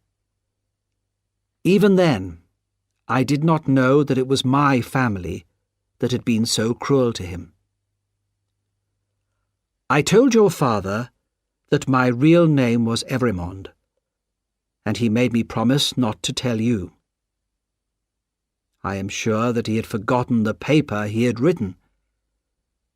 But what has happened now is not his fault. Take care of him and our child, and one day we shall all meet again in the happier world that comes after death." Darnay did not sleep peacefully that night, and in the morning he walked up and down his prison, waiting. He counted the hours. 9, gone forever. 10, 11, 12, gone forever. At 1 o'clock he heard someone outside the door. The door opened and closed, and there stood Sidney Carton, holding a warning finger to his lips. "Be quiet. I come from your wife. She begs you to do exactly what I say and to ask no questions. There is no time. Take off your boots and put on mine." "Carton, my dear friend," said Darnay, "it is impossible to escape from this place. You will only die with me." "I'm not asking you to escape. Put on my shirt and my coat." He did not allow Darnay time to argue or refuse. "Now sit down and write what I say," he said. "Quickly, my friend, quickly." "If you remember," he said, and Darnay wrote, "the words we spoke so long ago, you will understand this when you see it." As he said this, Carton took his hand from his pocket. "What is that in your hand?" asked Darnay. "Nothing." "Have you written, 'See it'?" "Good. Now, go on writing," said Carton quietly. "I am happy that I can prove them now. This is not a reason for sadness." Carton's hand was close to Darnay's face, and he gently pressed a cloth against Darnay's nose and mouth. A minute later, Darnay lay unconscious on the ground. Carton quickly dressed himself in Darnay's clothes and pushed the note that Darnay had written inside Darnay's pocket. Then he went to the door and called softly, "Come in now." The spy Barsad came in. "Quick, help me," said Carton. "You must help me to the coach." "You?" asked the spy. "Him, man. I've changed places with him. You can say that it was too much for him, saying his last goodbye to his friend. That happens quite often, I believe." "Yes, often," replied Barsad. "But do you promise to keep me out of danger? And go on with this plan to the end? The number must be right. 52 prisoners must die today. Have I not already promised to be true to the death? Hurry, man! Take him to Mr. Lorry, put him in the coach yourself, and tell Mr. Lorry to leave at once." Barsad called 2 men into the room and told them to lift the unconscious man and carry him out. "The time is short, Evremonde," said Barsad in a warning voice. "I know it well," replied Carton. "Be careful with my friend, and leave me." The door closed, and Carton was left alone. He listened carefully, but there were only normal prison sounds. No shouts, no alarm bells. He waited calmly. Soon he heard the sound of doors opening. The door of his prison cell opened, and a man said, "Follow me, Evremonde," and Carton followed him into a large, dark room. There were many people there, some standing, some sitting, some walking about, some crying. Most of them stood silent, looking at the ground. A young woman came up to him. She was thin and pale. "Citizen Evremonde?" she said. "I was with you in La Force." "True," he said softly. "But I forget what you were accused of." "I am innocent. What could a poor little thing like me do?" I am not afraid to die, Citizen Evremonde, but I have done nothing. Her sad smile as she said this touched Carton's heart. They say that the revolution will do so much good for the poor people, said the girl. How can my death help the poor? If it is true, I am willing to die, but I do not know how that can be. I heard that you were set free, Citizen Evremonde, she went on.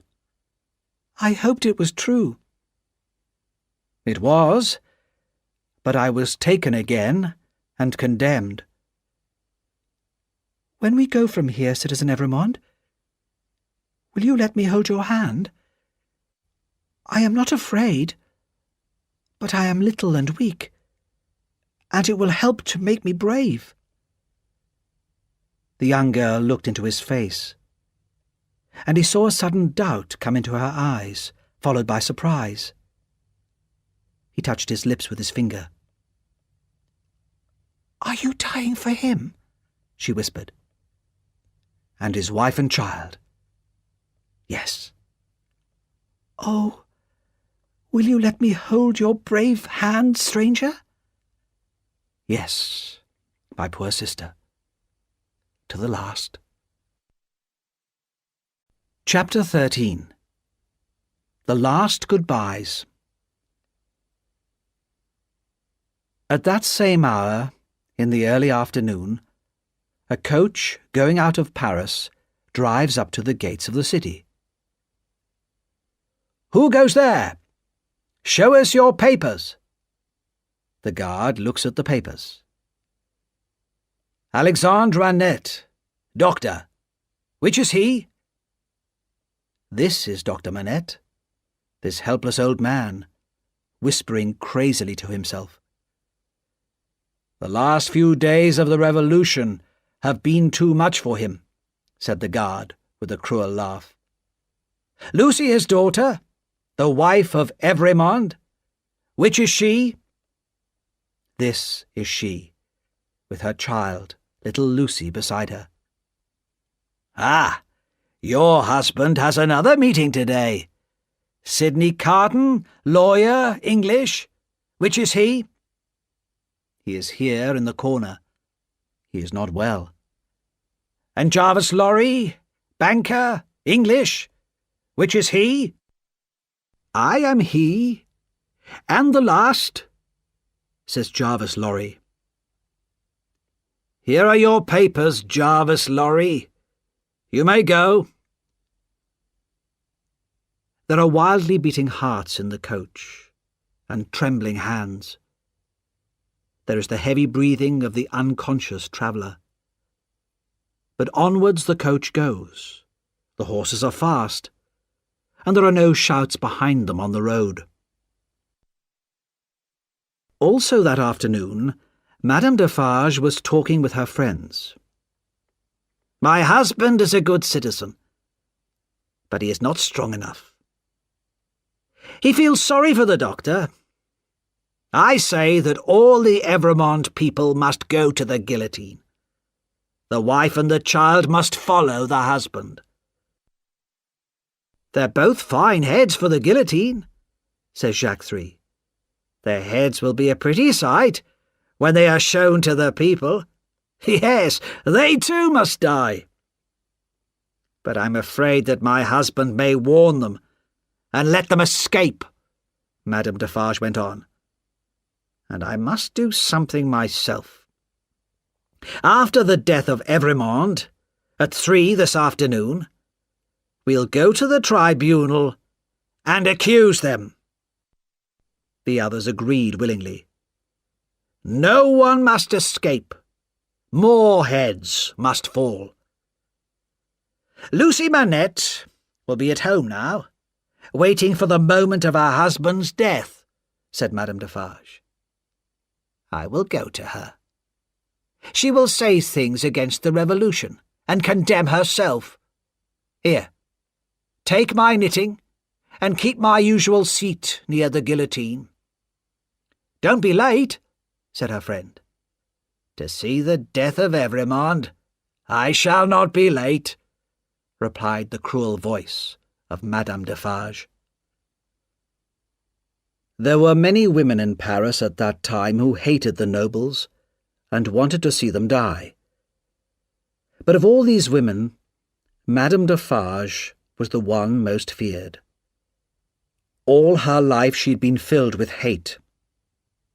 It was nothing to her that an innocent man was going to die because of his father's and his uncle's crimes.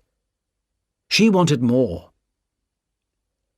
Hidden in her clothes were a gun and a sharp knife, and with her usual confident step, she began to walk to Dr. Manette's house. The house was not yet empty. Miss Pross and Jerry Cruncher were there, preparing to follow Mr. Lorry's coach.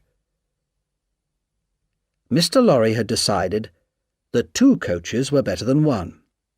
With fewer passengers, each coach would travel faster. But Miss Pross was still worried. A second coach leaving from the house might suggest an escape. "Mr. Cruncher," she said, "you must go and stop our coach coming here.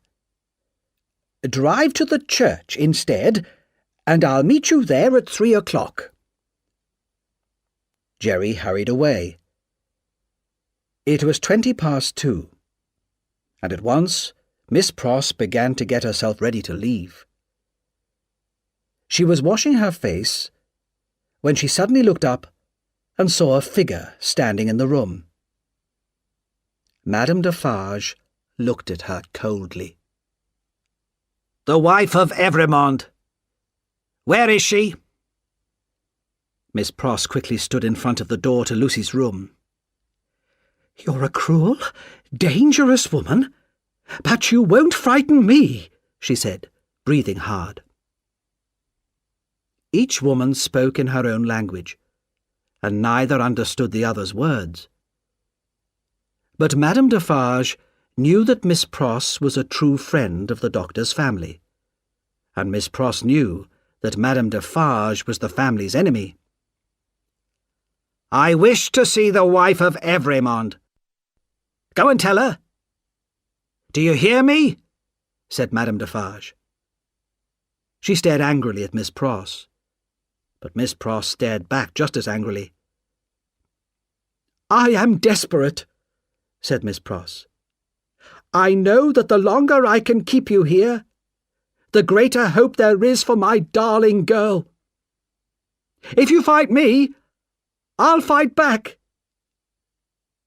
Madame Defarge stepped forward and called loudly, "Citizen Doctor!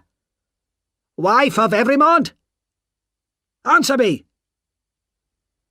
There was no answer, and Madame Defarge quickly opened 3 of the doors and saw that the rooms were empty. One door was still closed. "If they are not in that room, they are gone. But they can be followed and brought back." She went towards the door, but Miss Pross jumped forward and held her round the waist. Madame Defarge was used to the fighting in the streets and was strong. But love is stronger than hate, and Miss Pross did not let go. Madame Defarge tried to pull out her knife. "No," said Miss Pross. "It's under my arm. You shall not have it." Madame Defarge put her hand to the front of her dress and began to pull out the gun. Miss Pross looked down, saw what it was, and hit out at it wildly. There was a loud bang and a cloud of smoke, and Miss Pross stood alone, trembling with terror. All this in a second. As the smoke cleared, Miss Pross saw the lifeless body of Madame Defarge on the ground. In horror, she opened her mouth to call for help. But then she thought of the dangers this would bring for her dear Lucy. With shaking hands, she got her hat and coat, locked the door of the room, and went downstairs. As she crossed the bridge on the way to the church, she dropped the key of the locked room in the river and hurried on to meet Jerry Cruncher. As the death carts carry the condemned prisoners through the streets of Paris, crowds watch to see the faces of those who are to die. In the chairs around the guillotine, the friends of Madame Defarge are waiting for her. "Teresa! Teresa Defarge! Who has seen her? She's never missed before." But the death carts have arrived, and the guillotine has already begun its work. Crash! A head is held up, and the women who sit knitting count 1. The supposed Evremonde helps the young girl down from the cart. He carefully places her with her back to the guillotine, and she looks up gratefully into his face. "Because of you, dear stranger, I am calm. I think you were sent to me by God," she whispers. "Or perhaps he sent you to me," says Sidney Carton. "Keep your eyes on me, dear child, and do not think of anything else." "I do not mind while I hold your hand. I shall not mind when I let it go, if they are quick." "They are quick, fear not." She kisses his lips. He kisses hers. Now the guillotine is waiting. The young girl goes next, before him. The women count 22, and Carton walks forward. 23. They said of him that it was the most peaceful face ever seen there. What passed through Sidney Carton's mind as he walked those last steps to his death? Perhaps he saw into the future. I see Barsad, Defarge, the judges, all dying under this terrible machine. I see a beautiful city being built in this terrible place. I see that new people will live here, in real freedom. I see the lives for whom I give my life, happy and peaceful in that England which I shall never see again. I see Lucy when she is old, crying for me on this day every year, and I know that she and her husband remember me until their deaths. I see their son, who has my name, now a man. I see him become a famous lawyer, and make my name famous by his work. I hear him tell his son my story. It is a far, far better thing that I do than I have ever done. It is a far, far better rest that I go to than I have ever known.